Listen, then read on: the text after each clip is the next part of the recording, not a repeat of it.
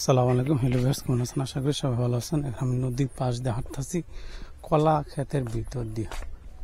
দুই পাশে কলা ক্ষেত, কলা বাগান। আমরা গ্রামীণ ভাষা বলি কলা ক্ষেত বলি। আমরা কলা বাগান, দুই কলা বাগান মাছ দিয়ে হাঁটতেছি। খুবই সুন্দর লাগতেছে। নদীর পাশ তো বাতাস শুনে খুব ভালো লাগতেছে।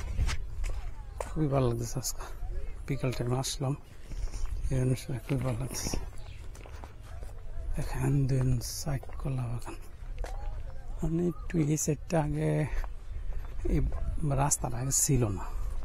রাস্তাটা করছে 2 বছর হয়েছে, কি কম, রেসলিং করছে 2 বছর হয়েছে। এখন পরিবেশটা অনেক সুন্দর লাগতেছে।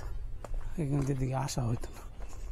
মঠ খোলা তো এখানে টিয়া পুরাই, এখানে মারা যাওয়ার পর লাস্ট পুরায় মঠ খোলা থেকে মানুষ এদিক দিয়ে আসতো না। এখন রাস্তা হওয়ার কারণে এদিক দিয়ে সুন্দর মানুষ এখানে আসা যাওয়া করে। পরিবেশটা অনেক সুন্দর, মানুষ অনেক আসে এখানে টিকটক করে ভিডিও করে। ভিডিওর সামনে দেখে মানুষ দেখা যাইতেছে, ইয়ে করতেছে। খুবই ভালো লাগতেছে। মানে আপনারা যারা মন ফ্রেশ করতেন চান, ঘুরতেন চান বিকালবেলা, তোমাকে এই রুটটা একবার হলে আইসা যাবেন, তখন খুবই ভালো লাগবে। নদীর পাশ তো।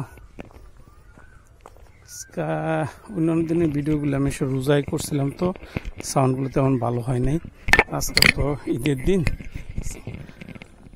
এখন আজকে মনে হয় ভিডিওর সাউন্ড কোয়ালিটি আগের চেয়ে একটু ভালো হবে আশা করি। সামনে কিন্তু একটা টেকনিক্যাল স্কুল আছে, স্কুলের দিকে যাচ্ছি আমি এখন।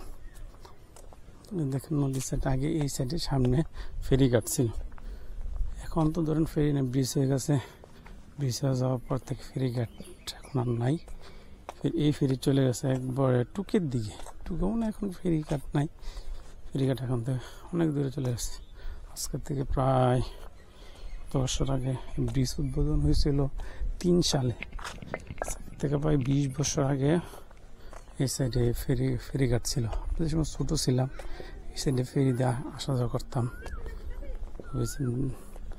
ফেরিটা শুরু হয়েছিল বিএমপির আমল 2091 পাস করার পর না 96 দিকে ফেরি হয়েছে।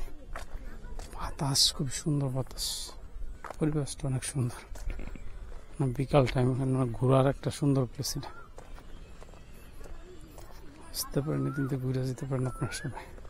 সামনে দেখেন কিছু কিছু ইয়ার আপনি ঘুরতেছে, তো আমি আপনাদের সাথে সবাই ঘুরতেছি।